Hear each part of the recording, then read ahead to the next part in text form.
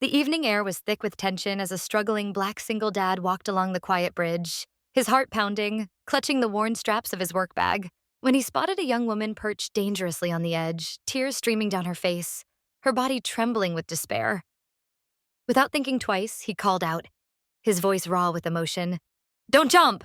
and took careful steps toward her, extending his hands in a gesture of desperate reassurance.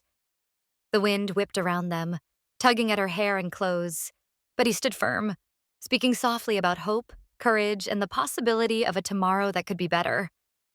Slowly, hesitantly, she looked into his eyes, her gaze a mix of fear and longing for someone, anyone, to save her.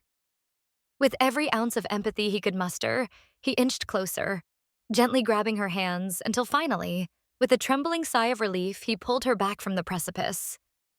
For a moment, the bridge was silent except for the rush of the river below and their ragged breaths, and he couldn't help but ask himself, how could someone so full of life and potential feel so hopeless that she was willing to risk everything? It was then, in the flicker of streetlight and tear-streaked faces, that the truth hit him. She was someone he had seen before, someone connected to his past in a way he never expected. As she caught her breath, she revealed a secret that left him stunned. She was the daughter of a childhood friend he had lost touch with years ago, a girl who had faced unimaginable struggles alone and had ended up on the brink of tragedy.